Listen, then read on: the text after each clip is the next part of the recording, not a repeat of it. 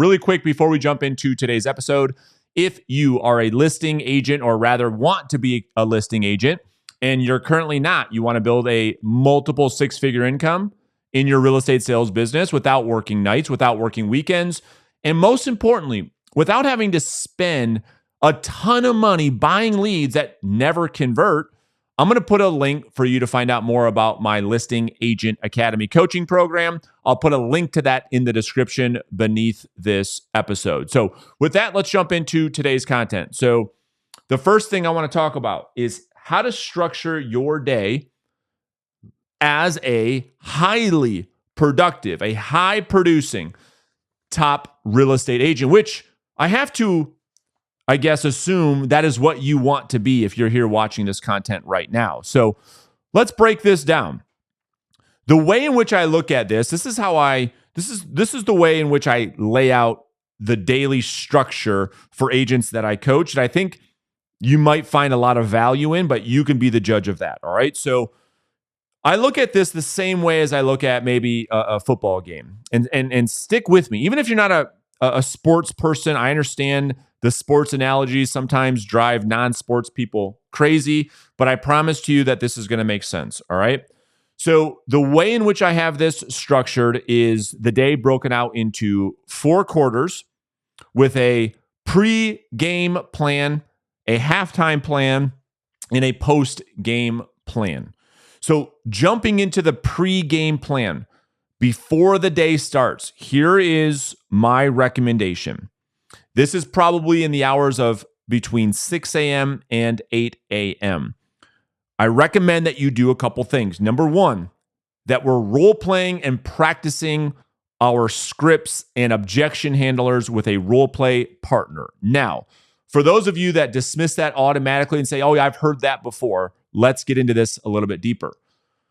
Role play and practice is not the time to talk about the weather, talk about the kids, talk about the game last night.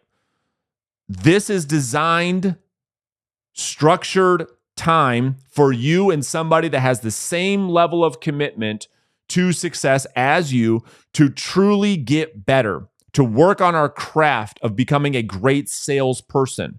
So when you're working with your role play partner, we want to make it as realistic as possible without being overly defensive or overly challenging for our role play partners so that our role play partners can leave the role play session, this goes for you as well, with confidence as the warm-up, as they're starting their day. So make sure that your sessions are no more than 30 minutes. Really, they need to be 15 to 20 minutes where you and your role play partner are getting as many reps as possible. Maybe you're working on the new cold call opening script. Maybe you're working on a for sale by owner script or an expired objection.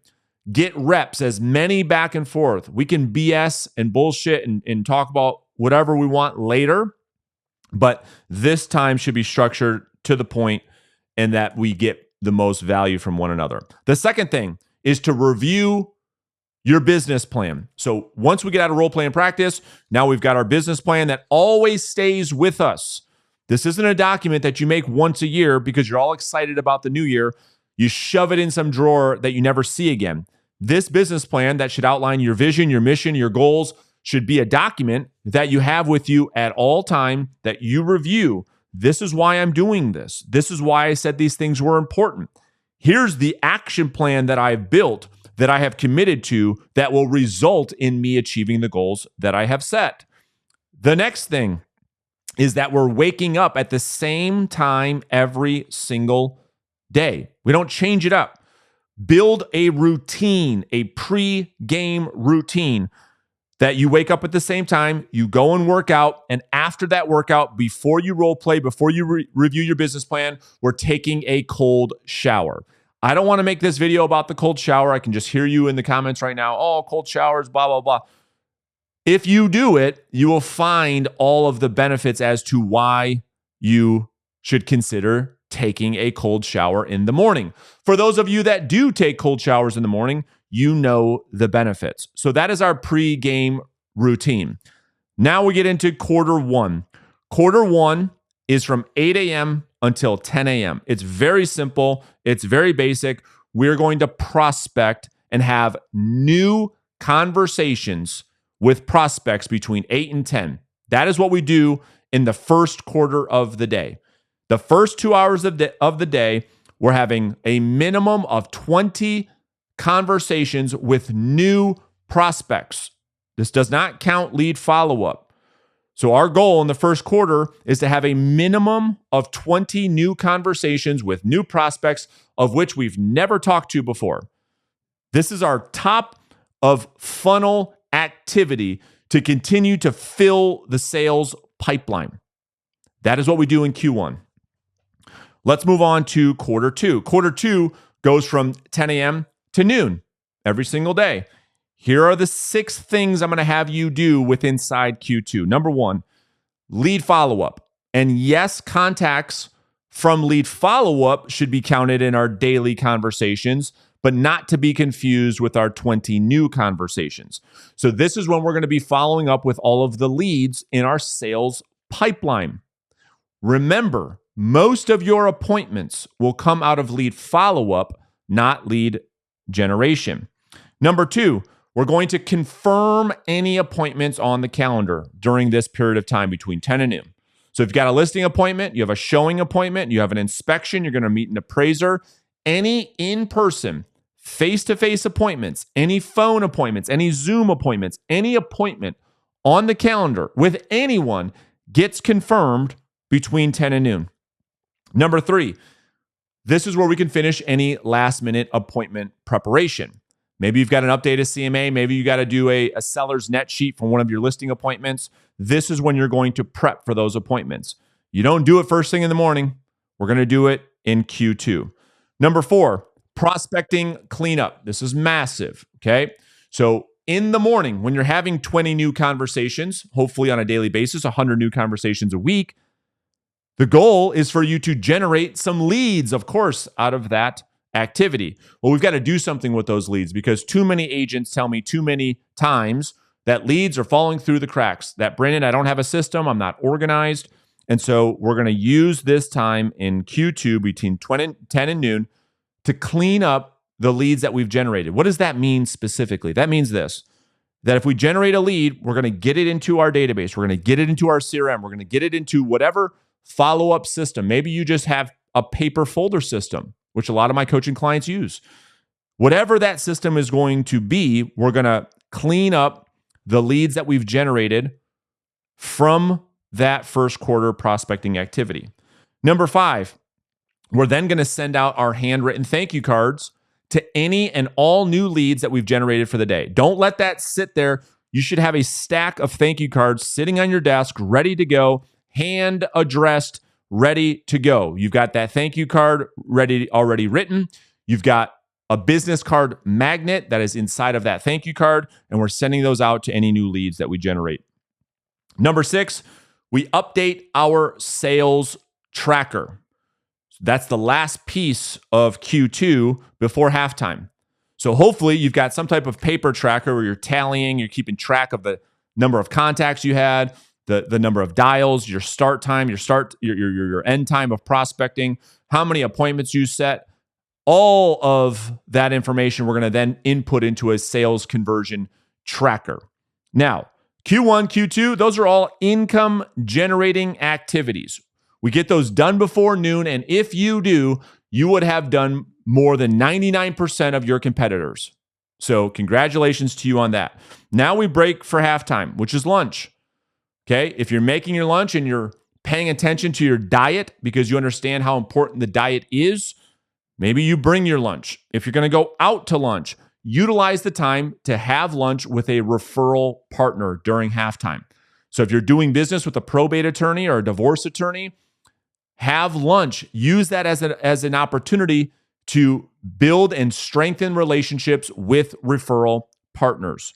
Now, after you've taken a break, you have a mental break because you've been working your rear end off, practicing amazing self-discipline, monk-like focus in Q1 and Q2. Now you get that mental break. Now we get into Q3. Quarter 3 is from 1 p.m. to 3 p.m. All right. Now, here are the things we want to do in this time. This is when we call this admin time. So it's this period of time that I think screws up a lot of real estate agents because they're trying to put what we call income servicing activities, which is all Q3, into the first half. We cannot do that. We have to wait to do the administrative tasks, which most agents are tricking themselves to believe that those should take priority over lead generation, and it simply is not the case. So, what does this mean? This means returning all phone calls, text messages, voicemails, and emails. You've got a time in the calendar to do those things so that you're not distracted every time the phone rings. Oh, I got to grab that. That's my lender. That's my client.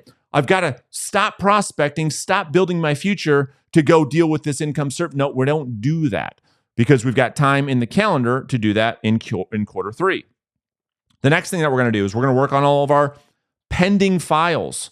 So any deal you have under contract, anything that you have to do, any task you have to do with contract to close, you're going to do it in Q3. You've got to call the lender back, update the title company, send an addendum, chase down some type of W-2 or paperwork or whatever you need. This is when you're going to do it. This is also the time you're going to work on new listings. So you got a new listing last night. Congratulations. This is the time you're going to spend inputting into the MLS. If you don't have an assistant yet, this is the time for that. And then lastly, offer negotiations. This is when we present all offers to our sellers. It's in Q3. Presenting offers and offer negotiations is an income servicing activity. It is not an income generating activity.